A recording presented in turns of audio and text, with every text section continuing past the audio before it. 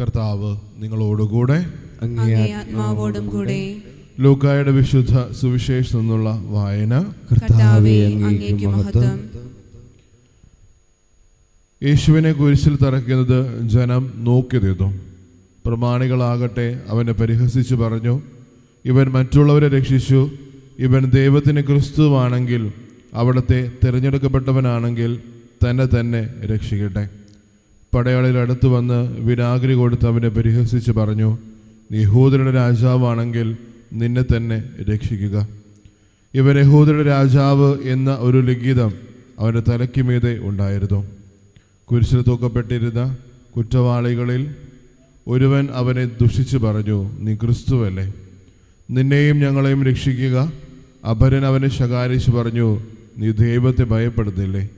നീയും ആ ശിക്ഷാവിധിയിൽ തന്നെയാണല്ലോ. നമ്മുടെ ശിക്ഷാവിധി ന്യായമാണ്, നമ്മുടെ പ്രവർത്തികൾക്ക് തക്ക പ്രതിഫലം നമുക്ക് ലഭിച്ചിരിക്കുന്നു. ഇവരൊരു തെറ്റും ചെയ്തിട്ടില്ല. അവൻ തുടർന്നു, യേശുവേ, നീ നിന്റെ രാജ്യത്ത് പ്രവേശിക്കുമ്പോൾ എന്നെയും ഓർക്കണമേ. യേശു അവനോട് അരുളി ചെയ്തു, സത്യമായി ഞാൻ നിന്നോട് പറയുന്നു, നീ ഇന്ന് എന്നോടുകൂടെ പറുദീസായിലായിരിക്കും. കർത്താവിൻ്റെ സുവിശേഷം. ക്രിസ്തുവേ, അങ്ങേക്ക് സ്തുതി.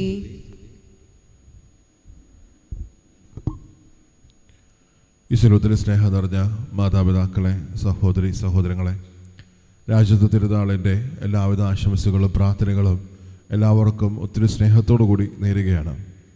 ജീവിതത്തിൽ എപ്പോഴും വീണു പോകുമ്പോഴും തളർന്നു പോകുമ്പോഴും എന്നെ നയിക്കാനും എനിക്ക് ധൈര്യം തരാനും എനിക്ക് എൻ്റെ ജീവിതത്തിൽ ഒരു രാജാവുണ്ട് എന്നൊരു പ്രതിജ്ഞ, അതിലൊരു പ്രത്യാശ എപ്പോഴും ഓരോ ക്രിസ്ത്യാനികൾ ഹൃദയത്തിൽ സ്വീകരിക്കണം എന്നതിനപ്പുറത്തോട്ട് നമ്മൾ പ്രാർത്ഥിക്കുമ്പോഴും വേദനിക്കുമ്പോഴും സഹനങ്ങളിൽ കടന്നു പോകുമ്പോഴും അവിടെ നിന്നെല്ലാം പിടിച്ചുയർത്താൻ ഒരു രക്ഷകൻ എനിക്കുണ്ട് എന്നുള്ള ബോധ്യം ഓരോ നിമിഷവും നമ്മുടെ ജീവിതത്തിൽ ഉണ്ടാവണം.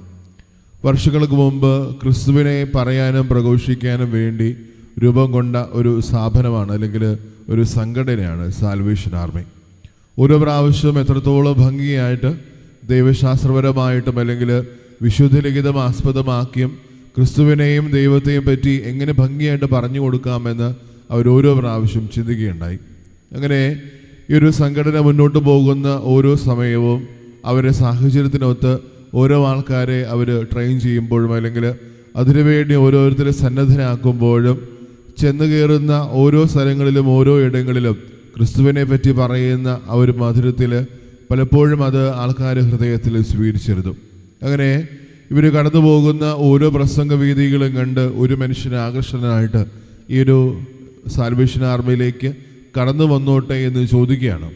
അങ്ങനെ ഒരു ദിവസം ഈ ഒരു മനുഷ്യൻ ആ ഒരു സംഘടനയുടെ ആ ഒരു ആലയത്തിലേക്ക് കടന്നു ചെന്ന് ചോദിക്കുന്നുണ്ട്, എനിക്കും ഈ ഒരു സംഘടനയിൽ ഭാഗമാകാൻ പറ്റുമോ? അങ്ങനെ ആ ഒരു ആദ്യത്തെ ചോദ്യത്തിൽ തന്നെ അവരെ ഈ മനുഷ്യനെ കളിയാക്കിക്കൊണ്ട് കയറ്റിവിടുന്നുണ്ട്. പക്ഷേ ഒരു പ്രായം വന്ന ഒരു മനുഷ്യൻ കടന്നു വന്നിട്ട് പറയുന്നുണ്ട്, അദ്ദേഹവും കടന്നു പോന്നോട്ടെ. അങ്ങനെ ഓരോ പ്രാവശ്യവും ഇവരോരോ പ്രാവശ്യവും പ്രസംഗിക്കാൻ പോകുമ്പോഴും വളരെ താല്പര്യത്തോടു കൂടി ഒരു മനുഷ്യൻ ചോദിക്കുന്നുണ്ട്, ഞാനും നിങ്ങളുടെ കൂടെ പോന്നോട്ടെ. പക്ഷേ അതിനൊന്നും സമ്മതിക്കാനോ അല്ലെങ്കിൽ അതിനൊന്നും ഭാഗമാകാനോ സമ്മതിക്കാതെ വർഷങ്ങൾ കടന്നു പോവുകയാണ്. അവിടെയുള്ള ഓരോ മനുഷ്യരുടെയും ഷൂ പോളിഷ് ഈ ഒരു മനുഷ്യൻ മുന്നോട്ട് പോകുന്ന ഓരോ സാഹചര്യത്തിലും അത്രത്തോളം വേദനയിലൂടെ പോകുമ്പോഴും വായിച്ചതും അല്ലെങ്കിൽ ചേർത്ത് പിടിച്ചതും വിശുദ്ധ ഗ്രന്ഥം മാത്രമായിരുന്നു. അങ്ങനെ വർഷങ്ങൾ കടന്നു പോകുന്നു. ഏകദേശം 17-18 വർഷങ്ങൾ കടന്നു പോകുന്നതിനപ്പുറത്തോട്ട് ആ ഒരു സാൽവേഷൻ ആർമിയുടെ ഭാഗത്തിലേക്ക് ഒരു വലിയ ഒരു അജ്ബാലലംഘനമായിട്ട് ഒരു കാര്യം കടന്നു വരുന്നുണ്ട്. ഏകദേശം 10,000-ന് മുകളിൽ ആൾക്കാർക്ക് പ്രസംഗം പറയാൻ അവരുടെ ഇടയിൽ നിന്ന് ഒരാൾ വേണം എന്നുള്ള കാര്യം പറയുകയാണ്. ഇങ്ങനെ അതൊരു ചെറിയ കാര്യമാണ് എന്ന ബോധ്യത്തിൽ അവരത് ഏറ്റെടുക്കുന്നുണ്ട്. അങ്ങനെ ആ ഒരു ദിവസം എത്താറാകുമ്പോൾ സംഭവിക്കുന്നത്, അവർ സംഘടിപ്പിച്ചിരുന്ന ആ ഒരു വേദിയും ബാക്കി എല്ലാ കാര്യങ്ങളും അതിശക്തമായ മഴ കൊണ്ടും അതിൻ്റെ വിനാശം കൊണ്ടും എല്ലാം തകർന്നു വീഴുകയാണ്. പ്രസംഗിക്കാമെന്ന് ഏറ്റിരുന്ന മനുഷ്യൻ പിൻവാങ്ങുന്നു. ഇത് ഇനി എന്തായി തീരുമെന്നുള്ള കാര്യത്തിൻ്റെ പേടിയിൽ, ഭയത്തിൽ ഒരു മനുഷ്യൻ പിന്മാറുമ്പോൾ ആ ഒരു തടവറയിൽ അല്ലെങ്കിൽ ആ ഒരു മനുഷ്യരുടെ ഷൂ പോളിഷ് ചെയ്തിരുന്ന ആ ഒരു മനുഷ്യനോട് ചോദിക്കുകയാണ്, നിങ്ങൾക്ക് എന്തുകൊണ്ട് ഈ ഒരു അവസരം എടുത്തുകൂടാ? അങ്ങനെ ഈ ഒരു മനുഷ്യൻ അന്ന് ആ ഒരു 10,000-ങ്ങളുടെ ആ വേദിയിലേക്ക് കടന്നു ചെന്ന് അത്രയും നാളും താൻ രുചിച്ചറിഞ്ഞ് സുവിശേഷം ഉറക്കി പഠിച്ച് പറയുന്നുണ്ട്, എൻ്റെ ജീവിതത്തിൽ എനിക്കൊരു രാജാവുണ്ട്, നിങ്ങൾക്ക് ആ രാജാവിനെ പറ്റി അറിയൂ, ഞാൻ പറഞ്ഞു തരാം. സ്നേഹമുള്ളവരെ, അന്ന് ആ ഒരു മനുഷ്യൻ നേരി പറഞ്ഞ് തൻ്റെ ജീവിതത്തിലെ സുവിശേഷം, എനിക്ക് തോന്നുന്നു ചരിത്രത്തിൽ തന്നെ ഏതൊരു മനുഷ്യരും ഏതൊരു ക്രിസ്ത്യാനിയും ഒരു രാജാവിനെ പറ്റി പറഞ്ഞു കൊടുക്കുമ്പോൾ തൻ്റെ ജീവിതത്തിൽ ഒരു രാജാവുണ്ട് എന്നുള്ള പ്രത്യാശയോടുകൂടി അന്ന് ആ ഒരു മനുഷ്യൻ പറഞ്ഞു വെച്ചെങ്കിൽ ആ ഒരു സൃഷ്ടിയിലുടനീളം ആ ഒരു ദൈവസ്നേഹത്തെ പറ്റിയും ദൈവത്തെ പറ്റിയും പറഞ്ഞു കൊടുക്കുമ്പോൾ അന്ന് അവിടെ സംഭവിച്ചത് ചരിത്രത്തിലെ ഏറ്റവും വലിയ ഒരു അഭിഷേകം നിറഞ്ഞ ദിവസമായിരുന്നു. ഏകദേശം 15,000-ഓളം ആൾക്കാർ ക്രിസ്തുവിനെ അറിയാനും ആ ഒരു ക്രിസ്തു വിശ്വാസത്തിൽ കടന്നു വരുവാനും അന്ന് ആ ഒരു വേദി വേരുവിയായി.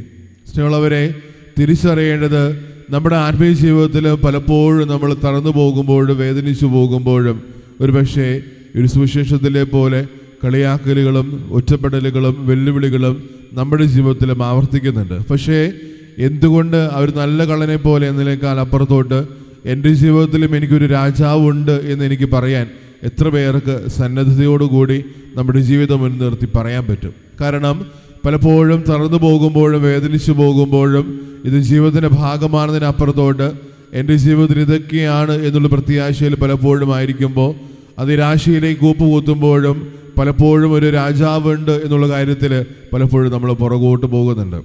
അന്ന് ആ ഒരു സ്ഥലത്ത് അവരോരോരുത്തരും കളിയാക്കുമ്പോഴും ഇവൻ യഥാർത്ഥത്തിൽ ഒരു രാജാവാണോ എന്നൊക്കെ അവർ ചോദിക്കുമ്പോഴും പലപ്പോഴും തിരിച്ചറിയേണ്ടത് ചരിത്രം പരിശോധിക്കുമ്പോൾ യഹൂദ പാരമ്പര്യം അനുസരിച്ച് അവരോരോരുത്തരും കാത്തിരുന്ന ഒരു രാജാവുണ്ട്. അവരെ അടിമത്തിൽ നിന്ന് അവരെ വേദനകളിൽ നിന്നെല്ലാം വിടുവിപ്പിക്കുന്ന ഒരു രാജാവ്.